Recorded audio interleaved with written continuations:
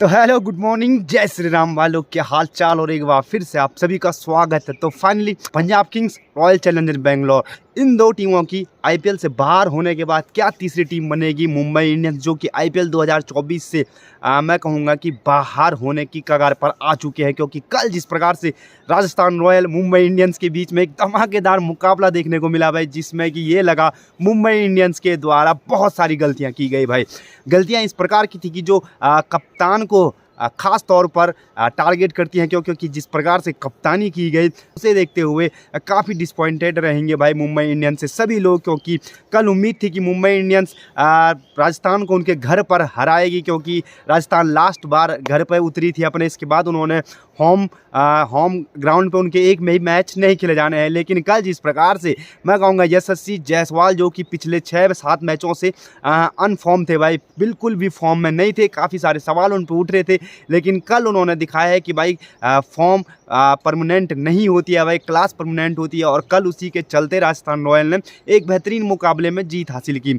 शुरुआत ही कल खराब मुंबई इंडियंस के लिए हो चुकी थी, क्योंकि हार्दिक पांड्या ने जिस प्रकार से टॉस जीत करके पहले मैं कहूँगा बैटिंग करने का जो फैसला लिया, वो कहीं ना कहीं बहुत डिसअपॉइंटेड था भाई। क्योंकि जिस प्रकार से कुछ अंदाज़ा था नहीं मैदान का कि भाई बाद में जो बारिश का सिनेरियो बना, उसे देखते हुए यही लगा कि भाई मुंबई इंडियंस से काफ़ी गलतियां हुई है। क्योंकि अगर मुंबई इंडियंस बॉलिंग करने का फैसला लेती तो कहीं ना कहीं जो सिचुएशन राजस्थान रॉयल के साथ थी वो मुंबई इंडियंस के साथ हो सकती थी। लेकिन हार्दिक पांड्या की कप्तानी, उनकी सोच को भाई कोई भी नहीं समझ सकता है। जिस प्रकार से उन्होंने बॉलिंग में काफ़ी बदलाव किए, पहला ओवर खुद डालने आए, उसके बाद जसप्रीत बुमराह को लाए, उसके बाद विराट कोहली ने जब यशस्वी जायसवाल को परेशान किया फिर उन्हें हटा दिया, जसप्रीत बुमराह को भी हटा दिया।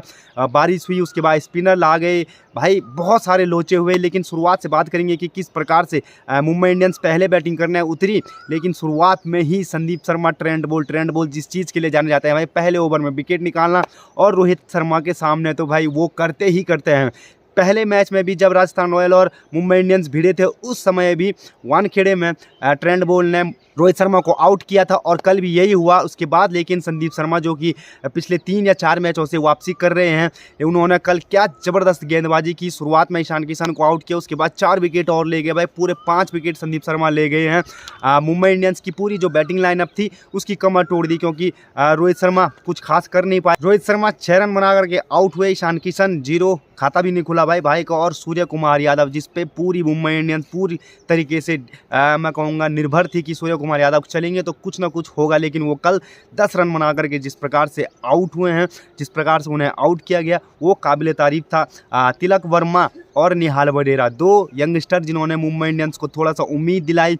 एक समय ऐसा लग रहा था भाई कि स्कोर मुझे नहीं लगता कि 120-130 तक जाएगा, लेकिन इन दोनों के बदौलत स्कोर 150 से ऊपर गया भाई। क्योंकि तिलक वर्मा ने बेहतरीन 65 रनों की पारी खेली मात्र 45 गेंदों में भाई, और उनके साथ निहाल वडेरा ने भी 49 रनों की बेहतरीन पारी खेली मात्र 24 गेंदों में।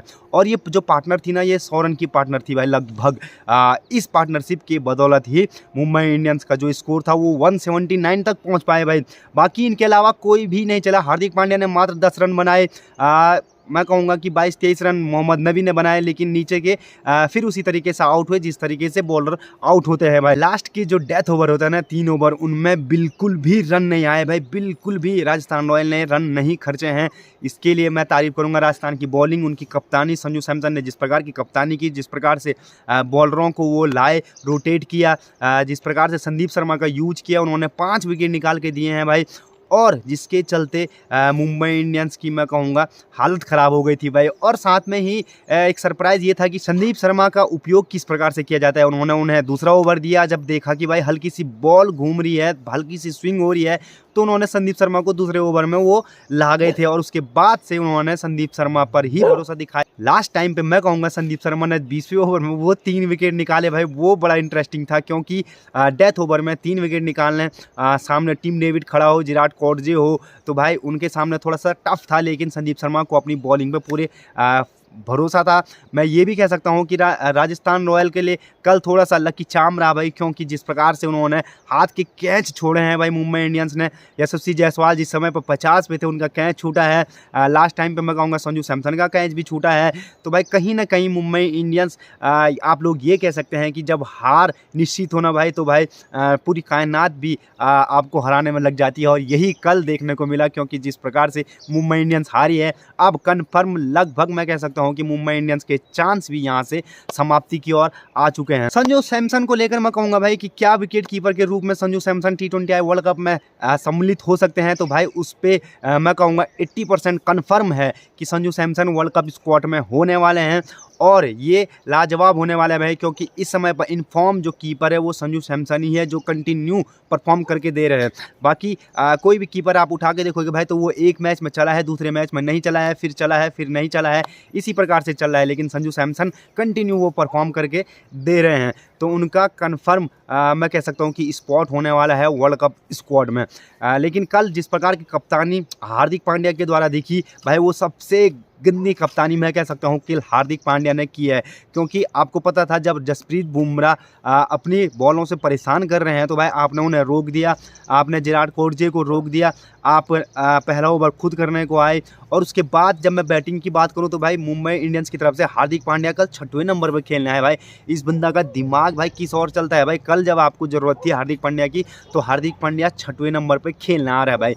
मोहम्मद नबी को इन्होंने 4थे नंबर पर भेज दिया सूर्य के बाद, जबकि हार्दिक पांड्या को आना चाहिए था, उन्हें संभालना चाहिए था, फ्रंट ऑफ द लाइन उन्हें अपने आप को साबित करना था भाई कि मुसीबत के समय में कप्तान जब खड़ा है तो आप भी खड़े हो सकते हैं। लेकिन नहीं भाई, उस बंदे की चोचले अलग है भाई। वो 6वें नंबर पे खेलना आ रहा है और बॉलिंग करने फर्स्ट जा रहा है। क्या प्रूव करना चाह रहा है कि भाई मैं बॉलिंग में फिट हूँ, बैटिंग में फिट हूँ। मैं कहूँगा इस प्रकार से हार्दिक पांड्या के साथ इस इनफॉर्म जो उनका है, इस समय पे फॉर्म चल रहा है, इसके साथ उन्हें वर्ल्ड कप स्क्वाड में शामिल करना भाई बेवकूफ़ी होगा। अगर ये फैसला आता है तो भाई वो बेवकूफ़ी भरा ही फैसला होगा। आप सिर्फ नाम के तौर पर, ऑलराउंडर के तौर पर उन्हें शामिल नहीं कर सकते हैं। लेकिन कल राजस्थान रॉयल के लिए मैं कहूँगा बेहतरीन दिन था, बेहतरीन वो मुकाबला जीते हैं। और ये मुकाबला भाई कोई हल्के टीम के सामने और हल्के तरीके से नहीं जीते हैं भाई। 9 विकेट से ये मुकाबला जीते हैं। राजस्थान रॉयल ने सिर्फ 1 विकेट गंवाया। यशस्वी जायसवाल जो कि पिछले कई मैचों से नहीं चल रहे थे, उन्होंने सेंचुरी की, बेहतरीन सेंचुरी थी। ये सेंचुरी 60 बॉलों में थी, 104 रन, जिसमें उन्होंने 9 चौके भी लगाए हैं, 7 छक्के भी लगाए हैं। इनका साथ शुरुआत में जॉस बटलर ने बेहतरीन तरीके से दिए। उन्होंने भी 25 गेंदों में 35 रनों की पारी खेली, लेकिन वो आउट हुए पीयूष चावला की गेंद पर बारिश के तुरंत बाद भाई। लेकिन उसके बाद संजू सैमसन कप्तानी पारी 28 बॉलों में 38 रन। लेकिन ये मुकाबला एक तरफा ही यशस्वी जायसवाल ने जिता दिया था। और यशस्वी जायसवाल 23 की उम्र में सबसे पहले प्लेयर बन चुके हैं 23 की उम्र में जिन्होंने IPL में 2 शतक ठोक दिए हैं भाई। और इसी प्रकार से अगर जायसवाल चलते हैं तो अभी राजस्थान रॉयल का जो सफ़र है ना भाई बहुत लंबा है, क्योंकि यहाँ से उन्होंने नॉकआउट पूरे खेलने हैं। उसके बाद उन्होंने मैं कहूँगा भाई कि सेमीफाइनल खेलने हैं, और शायद से ही वो फाइनल खेल के जीत भी सकती है अगर इसी प्रकार का परफॉर्म करती रहेगी। तो देखते हैं किस प्रकार से राजस्थान रॉयल अपने आप को बैक करती है, किस प्रकार से उनके प्लेयर इसी फॉर्म के साथ आगे कंटिन्यू करते हैं। और अभी टॉप पर राजस्थान रॉयल पहुंच चुकी है। तो फिलहाल भाई आप लोगों से की शिकायत है कि सब्सक्राइब नहीं हो रहे हैं भाई, तो प्लीज़ सब्सक्राइब जरूर कीजिएगा। और फिलहाल इन खूबसूरत पहाड़ की बात आप सभी को जय श्री राम।